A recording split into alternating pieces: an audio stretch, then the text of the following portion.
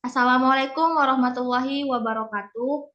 Waalaikumsalam Waalaikumsalam warahmatullahi warahmatullahi wabarakatuh. wabarakatuh. Yang saya hormati Bapak Putra Apriyadi Siregar, SKMNK, selaku dosen pengampu mata kuliah praktek pemberdayaan masyarakat, serta kawan-kawan yang saya banggakan. Puji syukur marilah kita panjatkan kepada Allah Subhanahu wa Ta'ala dan salawat serta salam semoga tetap tercurahkan kepada baginda Rasulullah Muhammad Sallallahu Alaihi Wasallam. Adapun topik yang akan kami bahas hari ini yaitu mengenai pemberdayaan siswa dalam edukasi makanan sehat dan bahaya jajanan sembarangan pada anak-anak di SD Negeri 101826 Tuntungan. Saya Fadila Rahmani Fatih selaku moderator yang akan membawakan diskusi kali ini. Sebelumnya saya akan memperkenalkan anggota kelompok. Yang pertama ada Sawo Salsabila Siregar, yang kedua ada Sandrina Aulia Rahab, lalu Sheila Azara, dan saya Salsabila Sipa. Sedangkan rangkaian diskusi yang akan kita lewati pada diskusi ini antara lain, yang pertama ada sesi pembuka, yang kedua sesi penyampaian dan penyajian materi, dan sesi penutup. Baiklah, langsung saja kita mulai ke sesi yang pertama, yaitu pembukaan. Marilah kita mengucapkan basmalah bersama-sama. Bismillahirrahmanirrahim. Selanjutnya kita masuki acara yang kedua, yaitu penyampaian dan penyajian materi pertama yang akan disampaikan oleh Salwa Salsabila Siregar. Kepada Salwa, saya persilahkan. Baik, terima kasih kepada moderator. Yang pertama itu ada latar belakang.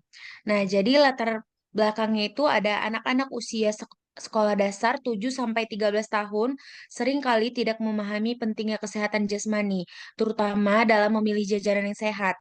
Banyak pedagang makanan cepat saji di sekitar sekolah membuat anak cenderung memilih makanan yang menarik tanpa mempertimbangkan kesehatan.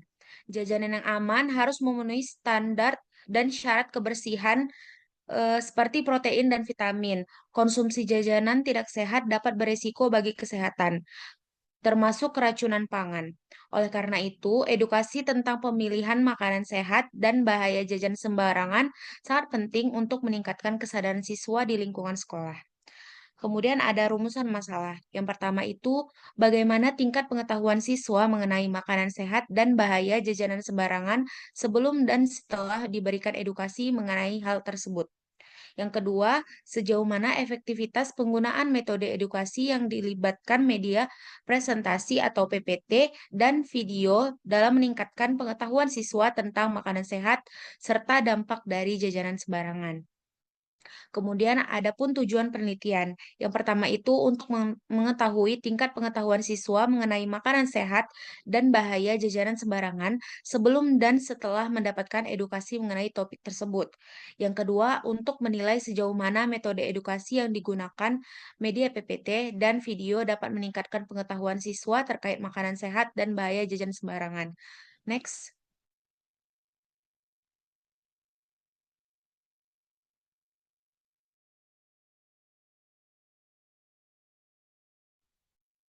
Kemudian ada tinjauan teori. Yang pertama itu ada pengertian jajanan makanan. Adalah segala sesuatu yang dikonsumsi melalui mulut untuk memenuhi kebutuhan tubuh agar tetap sehat.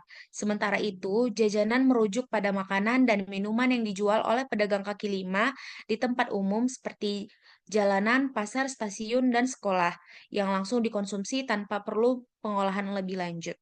Kemudian ada ciri-ciri jajanan sehat. Yang pertama itu, makanan jajanan harus bebas dari hewan yang bisa membawa kuman penyakit. Yang kedua, makanan harus bebas dari kotoran dan debu. Dan yang ketiga, penyajian makanan harus menggunakan alas yang bersih dan sudah dicuci dengan air bersih. Yang keempat, untuk makanan jajanan yang tidak dibungkus dengan plastik atau daun, pengambilan makanan harus dilakukan dengan menggunakan sendok, garpu, ataupun alat lain yang bersih, bukan dengan tangan.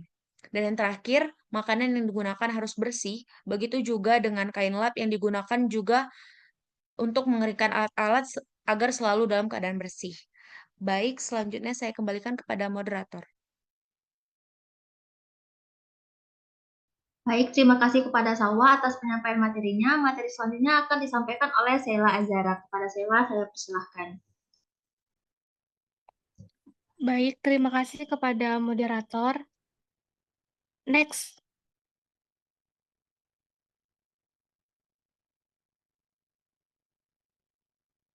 Baik, kepada Baik, terima kasih kepada moderator. Di sini saya akan menjelaskan syarat makanan layak konsumsi.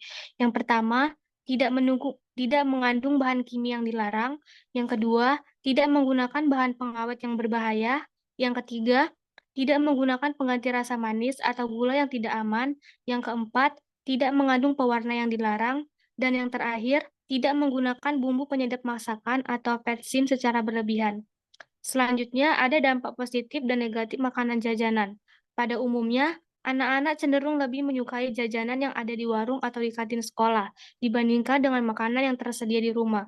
Kebiasaan ini dapat memiliki dampak positif karena memungkinkan anak-anak untuk mengenal berbagai jenis makanan yang nantinya dapat membantu mereka mengembangkan selera makan yang beragam. Next. Selanjutnya, menurut Irianto 2007 menyatakan bahwa kebiasaan terlalu sering mengkonsumsi makanan jajanan dapat memiliki dampak negatif antara lain, yang pertama, nafsu makan menurun, yang kedua, makanan yang tidak higienis dapat menyebabkan berbagai penyakit, yang ketiga, meningkatkan risiko obesitas pada anak, yang keempat, kekurangan gizi karena mengandung gizi dalam jajanan tidak selalu terjamin, yang kelima, pemborosan karena anak sering membeli jajanan yang tidak diperlukan, dan yang terakhir, permen yang sering disukai anak-anak tidak memberikan energi yang baik karena hanya mengandung karbohidrat. Mengkonsumsi permen yang berlebihan dapat menyebabkan masalah kesehatan gigi. Selanjutnya, ada faktor-faktor yang mempengaruhi keamanan makanan jajanan. Yang pertama, kontaminasi atau pencemaran makanan. Kontaminasi atau pencemaran makanan adalah masuknya zat asing ke dalam makanan yang tidak dihendaki. Pencemaran makanan dapat dikategorikan ke dalam 4 jenis, yaitu yang pertama ada pencemaran mikroba, yang kedua ada pencemaran fisik, yang ketiga ada pencemaran kimia, dan yang terakhir ada pencemaran radioaktif. Selanjutnya ada pencemaran bisa terjadi karena dua hal. Yang pertama ada pencemaran langsung dan pencemaran silang. Demikian materi dari saya akan kembalikan kepada moderator. Baik, terima kasih kepada Sheila Azara. Materi selanjutnya akan disampaikan oleh Salsa Bila Sipa. Kepada Sipa, saya persilahkan. Terima kasih kepada moderator. Di sini saya akan melanjutkan materi yang kedua, yaitu keracunan makanan. Jadi keracunan makanan itu seseorang akan mengalami gejala penyakit atau gangguan kesehatan akibat mengonsumsi makanan yang tercemar oleh unsur-unsur fisika, mikroba, atau kimia dalam dosis yang membahayakan. Jadi penyebab keracunan makanan itu yang pertama ada bahan makanan alami seperti jamur beracun, ikan buntel, ketela hijau, dan gandum. Yang kedua itu ada alergi yang disebabkan oleh bahan alergen dalam makanan seperti histamin pada udang atau ikan tongkol yang dapat menimbulkan reaksi alergi pada orang yang sensitif. Yang ketiga itu ada pembusukan makanan. Jadi pembusukan makanan itu adalah perubahan konsumsi makanan baik maupun seluruhnya dari keadaan normal menjadi keadaan yang tidak normal. Jadi maksudnya itu bahan yang sudah makanan yang sudah diolah terus-menerus.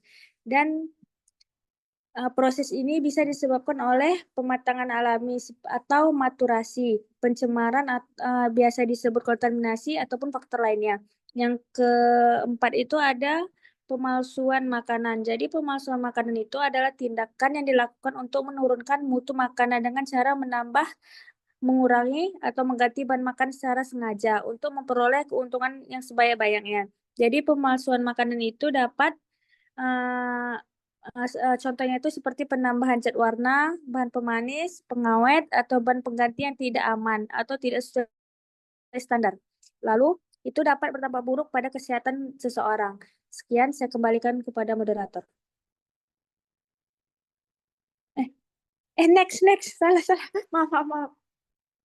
Selanjutnya itu ada Irianto 2007 menyatakan bahwa kebiasaan terlalu sering mengonsumsi makanan jajanan dapat memiliki dampak yang negatif. Jadi yang pertama itu nafsu makan yang menurun, kedua makanan yang tidak higienis dapat menyebabkan berbagai penyakit, yang ketiga meningkatkan risiko obesitas pada anak, yang keempat kekurangan gizi, yang kelima pemborosan. Itu biasanya anak sering membeli jajan yang tidak sehat di luar lingkungan rumahnya. Yang keenam ada permen. Itu itu permen yang sering disukai anak-anak tidak memberikan energi yang baik karena hanya mengandung karbohidrat. Konsumsi permen yang berlebihan dapat menyebabkan masalah kesehatan gigi. Sekian, saya kembalikan kepada moderator.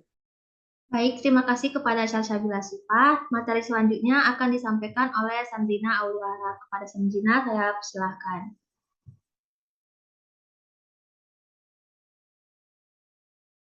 Baik, terima kasih kepada moderator. Selanjutnya ada metode penelitian. Penelitian ini menggunakan metode deskriptif kuantitatif yang bertujuan untuk menggambarkan kondisi atau fenomena yang ada, serta mengukur perubahan pengetahuan siswa setelah diberikan edukasi mengenai makanan sehat dan bahaya jajanan sembarangan. Penelitian ini dilakukan di SD Negeri 10-1826 Tuntungan dengan melibatkan siswa kelas 3 dan 5 sebagai responden. Penelitian ini dilakukan di SD Negeri 10-1826 Tuntungan dengan melibatkan siswa kelas 3 dan 5 sebagai responden. Yang pertama, responden. Penelitian ini melibatkan 29 siswa dengan 26 atau sebagian besar merupakan siswa dari kelas 3 dan 2 orang siswa kelas 5. Yang kedua, instrumen. Untuk mengukur pengetahuan siswa sebelum dan sesudah diberikan edukasi menggunakan media PPT, digunakan pretest dan posttest berupa soal pilihan ganda yang telah disusun berdasarkan materi mengenai makanan sehat dan bahaya jajanan sembarangan. Next. Yang ketiga itu ada prosedur. Tahap pertamanya, sebelum memberikan edukasi, diberikan pretest kepada siswa untuk mengukur tingkat pengetahuan mereka tentang makanan sehat dan jajanan sembarangan. Tahap kedua itu, siswa diberikan edukasi berupa presentasi atau PPT yang menjelaskan pentingnya mengonsumsi makanan sehat dan memilih jajanan yang aman. Tahap ketiga, setelah edukasi diberikan, siswa diminta untuk mengisi post-test dengan tujuan untuk mengetahui peningkatan pengetahuan mereka mengenai topik yang telah diajarkan. Dan tahap keempat, hasil pretest dan post-test dianalisis untuk mengetahui tingkat perubahan pengetahuan siswa setelah mendapatkan edukasi. Mungkin cukup sekian, saya kembalikan kepada moderator. Baik, terima kasih kepada Sandrina yang telah memaparkan materinya. Terakhir yang akan saya sampaikan sendiri, selanjutnya ada hasil dan pembahasan. Berdasarkan hasil pada tabel data nilai postas, didapatkan bahwa rata-rata nilai postas yang diperoleh respondennya itu 65,5. Setelah diberikan edukasi berupa presentasi menggunakan PPT dan tayangan video, terjadi peningkatan pengetahuan yang cukup signifikan di antara siswa. Hasil dari tes menunjukkan peningkatan yang nyata dalam pemahaman mereka terkait pentingnya memilih makanan sehat serta bahaya dari mengonsumsi jajanan yang tidak aman. Hasil pengetahuan siswa setelah mendapatkan edukasi yang mengindikasikan bahwa media edukasi yang digunakan dapat membantu siswa memahami materi dengan lebih baik. Mungkin itu saja yang bisa saya sampaikan. Selanjutnya di sini kami akan menampilkan form pretest dan posttest yang kami berikan kepada murid kelas 3 dan kelas 5 SD pada siswa kelas 3 dan 5 murid di Tuntungan. Maaf ada sedikit kendala, berikut dokumentasi ketika melakukan sosialisasi ke SD Negeri 10-1826 Tuntungan. Mungkin sekian pemaparan materi dari kelompok kami, terima kasih. Demikianlah diskusi tadi.